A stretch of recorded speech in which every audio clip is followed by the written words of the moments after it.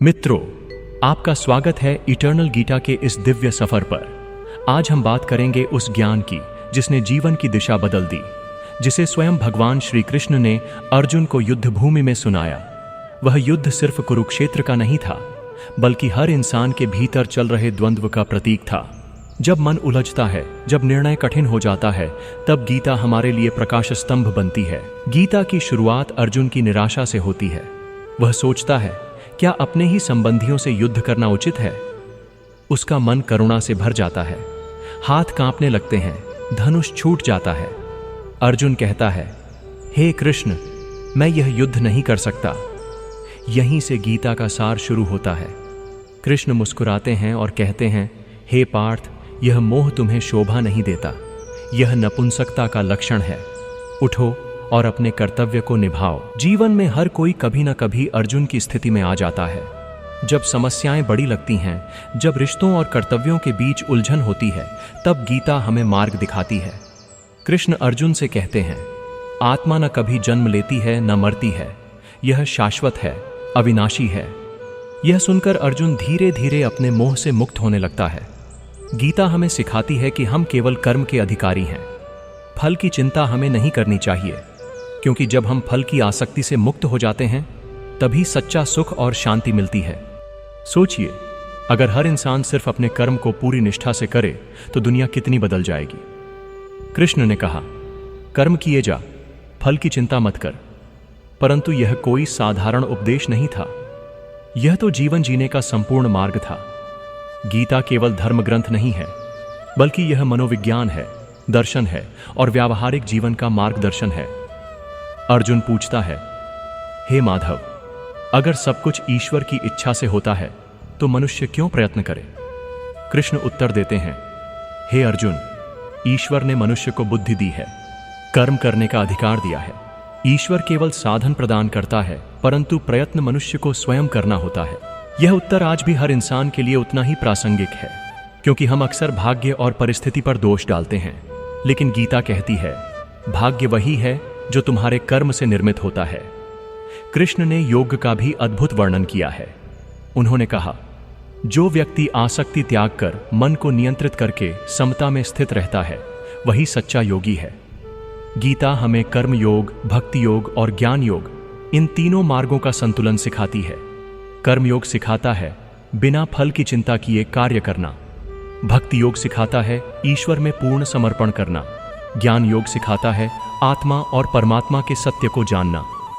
जब जीवन में अंधकार हो, जब रास्ते न दिखें, तब गीता दीपक की तरह हमारा मार्गदर्शन करती है। कृष्ण कहते हैं, जिसने मन को जीता है उसके लिए मन सबसे बड़ा मित्र है, और जिसने मन पर नियंत्रण नहीं किया उसके लिए वही मन सबसे बड़ा शत्रु है। आज की दुनिया में यही सबसे बड़ा सत्य है। मन ही सुख का कारण है और मन ही दुख का कारण है। अगर हम अपने मन को साध लें तो जीवन स्वयं आनंदमय हो जाता है। गीता केवल युद्ध की बात नहीं करती, यह हर दिन, हर पल, हर परिस्थिति में लागू होती है। चाहे हम विद्यार्थी हों, गृहस्थ हों या सन्यासी हों, गीता का संदेश हर किसी के लिए है। इसलिए कहते हैं, गीता केवल अर्जुन के लिए नहीं थी, बल्कि हर युग के हर इंसान के लिए है। अर्जुन कहता है, हे केशव, मेरा मन चंचल है, इसे रोकना कठिन है। यह वायु के समान है जो हर समय इधर उधर बहती रहती है। कृष्ण मुस्कुराकर उत्तर देते हैं, हे पार्थ, निस्संदेह मन चंचल है, पर अभ्यास और वैराग्य से इसे वश में किया जा सकता है। यही गीता का रहस्य है। मन को साधने का मार्ग है अभ्यास और वैराग्य। अगर हम नियमित साधना करें और विषय वासनाओं से दूरी रखें, तो धीरे धीरे मन स्थिर हो जाता है। सोचिए, अगर मन को नियंत्रित कर लिया जाए तो तनाव, चिंता और भय का अस्तित्व ही नहीं बचेगा, क्योंकि मन ही इनका मूल कारण है। इसीलिए कृष्ण बार बार कहते हैं, मनुष्य स्वयं अपना मित्र भी है और शत्रु भी। जीवन में असली युद्ध बाहर नहीं, बल्कि भीतर चलता है। अहंकार, ईर्ष्या, लालच, काम और क्रोध, ये सब हमारे वास्तविक शत्रु हैं। और जब हम इन पर विजय पा लेते हैं, तभी सच्चे विजयी कहलाते हैं। गीता हमें यह भी बताती है कि सच्चा ज्ञान वही है जो हमें अहंकार से मुक्त कर दे। कृष्ण कहते हैं, ज्ञानी व्यक्ति हर प्राणी को समान दृष्टि से देखता है, चाहे वह ब्राह्मण हो, गाय हो, हाथी हो, कुत्ता हो या चांडाल। यह शिक्षा हमें समानता और करुणा का संदेश देती है। आज की दुनिया में जहां जाति, धर्म और ऊंच नीच का भेद बना हुआ है, वहां गीता हमें सिखाती है सब में एक ही आत्मा है, सब ईश्वर के ही अंश हैं। कृष्ण यह भी स्पष्ट करते हैं कि जीवन का उद्देश्य केवल भौतिक सुख नहीं है। धन, पद और यश क्षणिक हैं, परंतु आत्मज्ञान ही शाश्वत है। जो आत्मा को जान लेता है वह जन्म और मृत्यु के चक्र से मुक्त हो जाता है।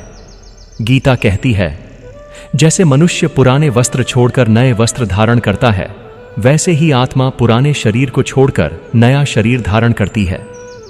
इस सत्य को समझ लेने के बाद मृत्यु का भय समाप्त हो जाता है। फिर मनुष्य हर परिस्थिति में संतुलित रहता है। कृष्ण ने अर्जुन से कहा, जो सुख और दुख, लाभ और हानि, जीवन और मृत्यु, इन सब को समान दृष्टि से देखता है, वही सच्चा ज्ञानी है। यही समता का भाव हमें मजबूत बनाता है। आज हम छोटी छोटी बातों में दुखी हो जाते हैं, लेकिन गीता कहती है, सुख दुख आते जाते रहेंगे, तू अपने कर्म में अडिग रह।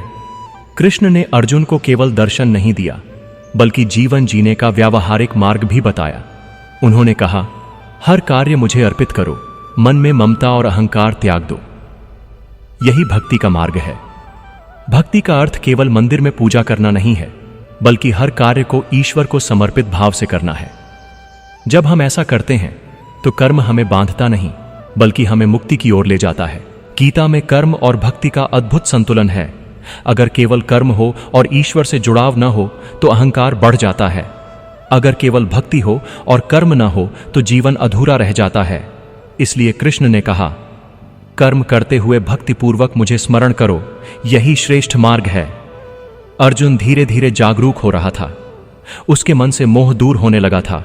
अब वह समझ गया था कि युद्ध केवल बाहरी नहीं, बल्कि आंतरिक भी है। कृष्ण ने आगे कहा, हे अर्जुन, जो मेरा अनन्य भक्त है, जो सदा मेरा स्मरण करता है, जो प्रेम पूर्वक मुझे अर्पण करता है पत्र, पुष्प, फल और जल, मैं उसे प्रेम से स्वीकार करता हूं। यह शिक्षा सरल है लेकिन गहरी है। ईश्वर को बड़े बड़े यज्ञ या दान की आवश्यकता नहीं है। ईश्वर तो केवल सच्चे भाव चाहते हैं। कृष्ण ने अर्जुन को समझाया कि भक्ति केवल पूजा या मंत्रों तक सीमित नहीं है। भक्ति का अर्थ है हर सांस, हर कर्म, हर विचार में ईश्वर को याद करना।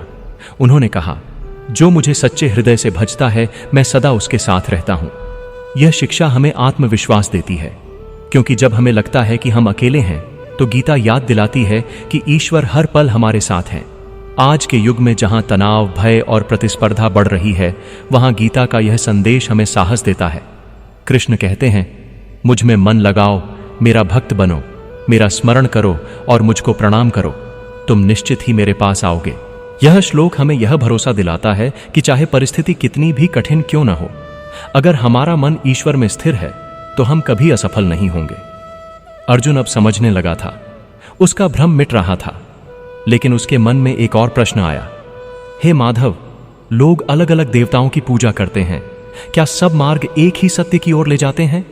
कृष्ण ने उत्तर दिया, हे पार्थ, लोग जिस किसी देवता की श्रद्धा से पूजा करते हैं, मैं ही उनके हृदय में श्रद्धा स्थिर करता हूं, परंतु अंततः सभी पूजाएं मेरे पास ही आती हैं।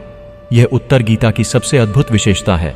यह किसी एक पूजा पद्धति को श्रेष्ठ नहीं बताती, बल्कि यह कहती है हर मार्ग, हर साधना अंततः ईश्वर की ओर ही ले जाती है। कृष्ण ने आगे कहा, हे अर्जुन, जो भक्त मुझे प्रेम पूर्वक भजते हैं, मैं उन्हें कभी नहीं छोड़ता और वे भी मुझे कभी नहीं छोड़ते। यहां गीता का स्वर अत्यंत भावुक हो जाता है। यह केवल दार्शनिक ग्रंथ नहीं, बल्कि ईश्वर और जीवात्मा के बीच का प्रेम संवाद भी है। कृष्ण ने अर्जुन को यह भी समझाया कि संसार अस्थायी है। यहां सब कुछ परिवर्तनशील है। धन, यश, संबंध सब नश्वर हैं, केवल आत्मा और ईश्वर शाश्वत हैं। इसीलिए उन्होंने कहा, हे अर्जुन, जो मुझे भजता है वह जन्म मरण के चक्र से मुक्त हो जाता है और मेरे धाम को प्राप्त करता है। यह शिक्षा हमें जीवन का परम उद्देश्य बताती है। हम केवल सांसारिक सुख सुविधाओं के लिए जन्म नहीं लेते, बल्कि हमारा असली लक्ष्य है ईश्वर से मिलन, मोक्ष की प्राप्ति। गीता कहती है, जिसे जन्म और मृत्यु के बंधन से मुक्ति चाहिए, वह मेरा शरणागत हो जाए। अर्जुन धीरे धीरे अपने मोह से मुक्त हो गया। उसके भीतर साहस जाग उठा। उसने कृष्ण से कहा, हे माधव, अब मेरा मोह नष्ट हो गया है, मैं स्थिर बुद्धि के साथ युद्ध करूंगा। यह क्षण केवल अर्जुन का नहीं था, बल्कि हर उस इंसान का है जो गीता सुनने के बाद अपने जीवन का अंधकार मिटाकर प्रकाश की ओर बढ़ता है। कृष्ण ने अर्जुन को अंत में एक वचन दिया, सर्वधर्मान परित्यज्य मामेकम शरणम व्रज अहम त्वाम सर्व पापेभ्यो मोक्षयिष्यामि मा शुच्चः। अर्थात सब धर्मों को त्याग कर मेरी शरण में आ जाओ, मैं तुम्हें सब पापों से मुक्त कर दूंगा, डरो मत। यह गीता का सबसे महान उपदेश है, यही शरणागति का मार्ग है। आज अगर हम इस उपदेश को जीवन में उतार लें तो सारे भय, दूहक और मोह समाप्त हो जाए, क्योंकि जब हम ईश्वर को समर्पित हो जाते हैं तो फिर कोई चिंता शेष नहीं रहती। जब भी हम निराश होते हैं, जब भी हमें लगता है कि अब आगे कोई रास्ता नहीं, तब गीता की यह पंक्ति हमें उठाकर खड़ा कर देती है, मां शुच्चः, मत डर। आज के दौर में भी यह शिक्षा उतनी ही प्रासंगिक है। हम सब अपने अपने कुरुक्षेत्र में संघर्ष कर रहे हैं। किसी का युद्ध आर्थिक समस्याओं से है, किसी का मानसिक तनाव से, तो किसी का रिश्तों की उलझनों से। लेकिन समाधान एक ही है, ईश्वर की शरण में जाना और अपने कर्म को निष्ठा से करना।